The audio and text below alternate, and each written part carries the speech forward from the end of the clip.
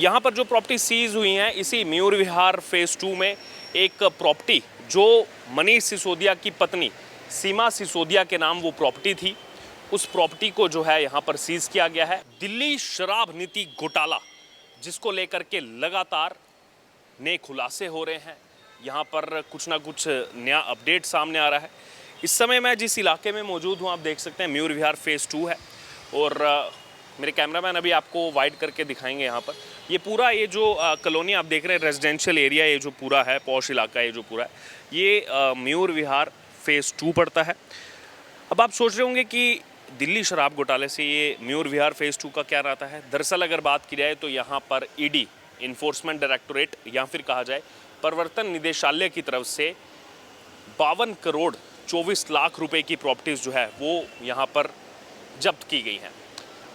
इसमें अहम बात यह है कि जो प्रॉपर्टीज़ जब्त की गई हैं और इस शराब घोटाले में मुख्य आरोपी मनीष सिसोदिया दिल्ली के पूर्व उप मुख्यमंत्री पटपड़गंज से विधानसभा में चुने गए थे और यहाँ पर जो प्रॉपर्टी सीज हुई हैं इसी मयूर विहार फेज़ 2 में एक प्रॉपर्टी जो मनीष सिसोदिया की पत्नी सीमा सिसोदिया के नाम वो प्रॉपर्टी थी, उस प्रॉपर्टी को जो है यहाँ पर सीज किया गया है। और एक और प्रॉपर्टी जो मनीष सिसोदिया की सीज हुई है वो वसुंधरा में है। यहाँ पर अगर बात की कुल ये जो 52 करोड़ 24 लाख रुपए की प्रॉपर्टी सीज की गई है, इसको लेकर के तमाम स्टेटमेंट सामने आई हैं। दिल्ली के मुख्यमंत्री अरविंद केजरीवाल वो कह रहे हैं कि 52 करोड़ की मनीष सिसोदिया की प्रॉपर्टी कब जब्त हो गई, ये झूठ है, मीडिया झूठ फैला रही है। लेकिन यहाँ पर मनीष सिसोदिया की अगर बात की जाए, अरविंद केजरीवाल जो चीज़ कह रहे हैं, लगता है वो इन्फोर्समेंट डायरेक्टोरेट का जो ट्वीट किया, जो इन्फोर्समेंट डायरेक्टोरेट ने जो न्यूज़ शेयर की ईडी ने, लगता है उस पूरी न्यूज़ को उन्होंने पढ़ा नहीं और केवल पहला नाम देख करके ही वो बौखलाहट जो है उनके उस ट्वीट में झलकी। क्योंकि अगर बात की जाए यहाँ पर अरविंद केजरीवाल ने जो कहा, मैं आपको एक बार पढ़कर सुनाना चाहूँगा।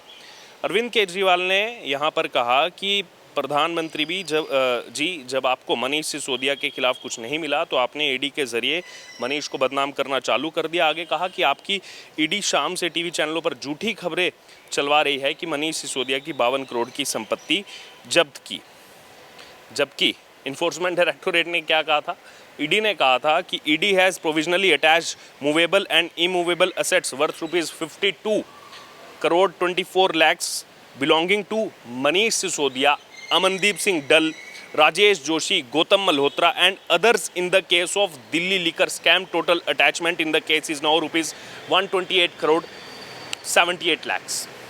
सीधे तौर पर कोई भी समझ जाएगा इस चीज़ को कि ये जो अभी 52 करोड़ 24 लाख रुपए की संपत्तियाँ जो अटैच की गई, जिसमें एक संपत्ति यहाँ की भी है, वो केवल मनीष सिसोदिया नहीं है उसमें। ये पूरा दरअसल मयूर विहार फेज़ 2 है, इसके अंदर जाकर के दरअसल वो फ्लैट है जिसको यहाँ पर ईडी ने अटैच किया है। ये पूरा मयूर विहार फेज़ 2 इलाका मैं आपको दिखा रहा हूँ। केवल मनीष सिसोदिया नहीं है उसमें, अमनदीप सिंह डल हैं, राजेश जोशी हैं, गौतम मल्होत्रा हैं और बाकी जो इस केस में आरोपी हैं उन सबकी यहाँ पर कुल मिलाकर के 52 करोड़ 24 लाख रुपए की प्रॉपर्टी को अटैच किया गया है।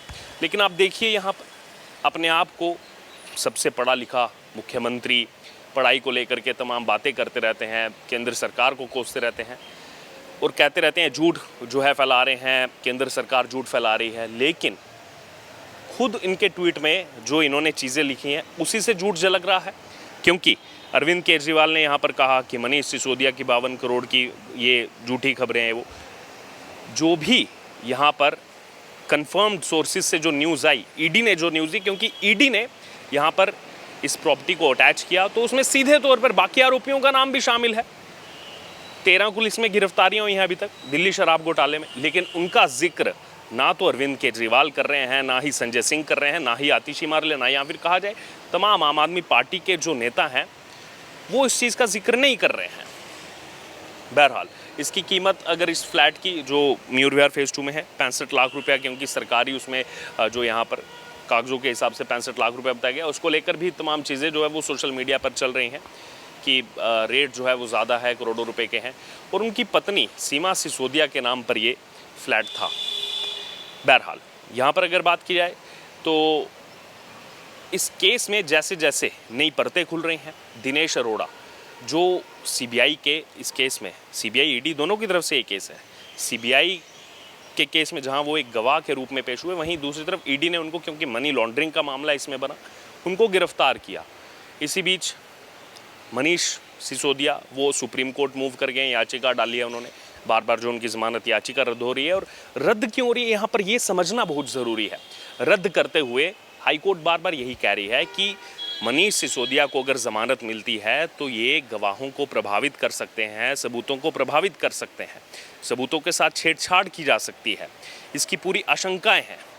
इसीलिए मनीष सिसोदिया को ज़मानत नहीं मिल रही। और भी बीच में पैंतरे लगाने की कोशिश की कि पत्नी की हालत ठीक नहीं है, पत्नी बीमार है, सीमा सिसोदिया जिनके नाम पर ये फ्लैट है, कि पत्नी को अस्पताल भर्ती करवाना पड़ता है। अरविंद केजरीवाल कह चुके हैं बहुत गंदी बीमारी है उनकी पत्नी को। तो वहाँ पर कोर्ट में जो सुनवाई हुई उसमें कहा गया कि जब 18 विभाग संभाल रहे थे मनीष सिसोदिया, तब कौन ख्याल रखता था? सीमा सिसोदिया जी का। किसी के हेल्थ पर ऐसे बात होनी नहीं चाहिए, लेकिन वो सवाल वाजिब उठे वहाँ पर कोर्ट में कि ये तो 18 विभाग संभाल रहे थे। और आम आदमी पार्टी यही कहती थी कि मनीष सिसोदिया को जेल में डाल के, मैं बात बता रहा हूँ अक्टूबर की, कि जेल में डाल करके गुजरात चुनाव को प्रभावित करना चाहते हैं। गुजरात में चुनाव आ रहे हैं और हमारा ज़बरदस्त क्रेज़ बढ़ रहा है, मनीष सिसोदिया का ज़बरदस्त क्रेज़ बढ़ रहा है। तो यहाँ पर वो चाहते हैं कि मनीष सिसोदिया जो है वो जेल चले जाएँ और गुजरात चुनाव में जो है प्रचार ना करें। तो जब गुजरात चुनाव के प्रचार की बात हो, हिमाचल प्रदेश चुनाव के प्रचार की बात हो, उस समय पत्नी का ख्याल कौन रख रहा था? बार बार ये सवाल उठे और भारतीय जनता पार्टी के नेताओं की तरफ से भी ये सवाल उठाए गए। बहरहाल अब अगर बात की जाए तो जो एक प्रॉपर्टी इसमें, और भी तमाम जो प्रॉपर्टीज़ पहले से भी इसमें अगर बात की जाए तो एक समय 76 करोड़ से ज़्यादा की प्रॉपर्टीज़ को अटैच किया गया था। और कुल अभी जो जानकारी दी इन्फोर्समेंट डायरेक्टोरेट ने, 128 करोड़ से ज़्यादा की प्रॉपर्टी जो है उसको अभी तक इस केस में अटैच किया जा चुका है। बहरहाल अब अगर यहाँ पर बात की जाए, देखना होगा इस दिल्ली शराब घोटाले को लेकर के जैसे जैसे परतें खुलती जा रही हैं, और कहा यही जा रहा है कि इसमें अभी आने वाले समय में और भी गिरफ्तारियाँ जो हैं वो हो सकती हैं। अब वो गिरफ्तारियाँ किसकी होंगी, क्या उसमें कोई बड़े नाम शामिल हैं, इसको लेकर के तमाम कयास भी लगाए जा रहे हैं।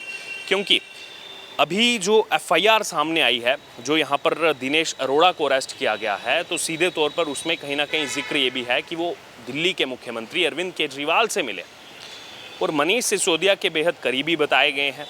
चाहे यहाँ पर बाकी फ़ायदा दिलाने की बात हो, शराब घोटाले में जो चेंजेस, शराब नीति में जो चेंजेस की गई, अब तो इसका नाम ही शराब घोटाला पड़ गया है, शराब नीति में चेंजेस करना हो, क्योंकि बार बार यही चीज़ें उत्पन्न हो रही हैं कि अगर ये इतनी सही थी, ये पॉलिसी सब मानदंडों के अनुसार अगर ये पॉलिसी को बनाया गया था, तो फिर आखिरकार जैसे ही इसमें CBI की जाँच शुरू हुई 2022 में, इसी समय 1 साल लगभग हो चुका है, तो उसके बाद इस पॉलिसी को वापस क्यों ले लिया गया दिल्ली सरकार की तरफ से? अलग अलग स्टेटमेंट्स आई। कभी इस पॉलिसी से बताया गया कि दिल्ली सरकार को हज़ारों करोड़ का फ़ायदा हुआ, कभी कहा गया नहीं इससे नुकसान हो रहा था, इसीलिए जो है यहाँ पर हमने इसको वापस करना पड़ा। बहरहाल अब अगर बात की जाए, बड़ी खबर आई ईडी को लेकर के, तमाम उसको लेकर के नैरेटिव भी यहाँ पर चल रहा है सोशल मीडिया पर, लेकिन बात यही है कि साफ तौर पर सीधे शब्दों में ईडी ने ये बताया है, जो 52 करोड़ 24 लाख की प्रॉपर्टीज़ यहाँ पर अटैच की गई हैं, उसमें मनीष सिसोदिया की जो 2 प्रॉपर्टीज़ हैं, एक प्रॉपर्टी इसी मयूर विहार पॉकेट जो फेज़ 2 है यहाँ पर है, और बाकी भी इसमें जो आरोपी हैं उनकी भी प्रॉपर्टीज़ जब्त करके कुल ये जो है 52 करोड़ रुपया जो है यहाँ पर फिगर सामने आ रही है। और इसमें जो संपत्तियों की अगर यहाँ पर बात की जाए तो 7 करोड़ 29 लाख की अचल संपत्ति इसमें शामिल है। बहरहाल अब इस पूरे मामले पर आपकी जो भी राय हो आप ज़रूर हमारे साथ कमेंट बॉक्स में शेयर करें, और उससे जुड़े तमाम अपडेट के लिए बने रहिए हमारे साथ। धन्यवाद।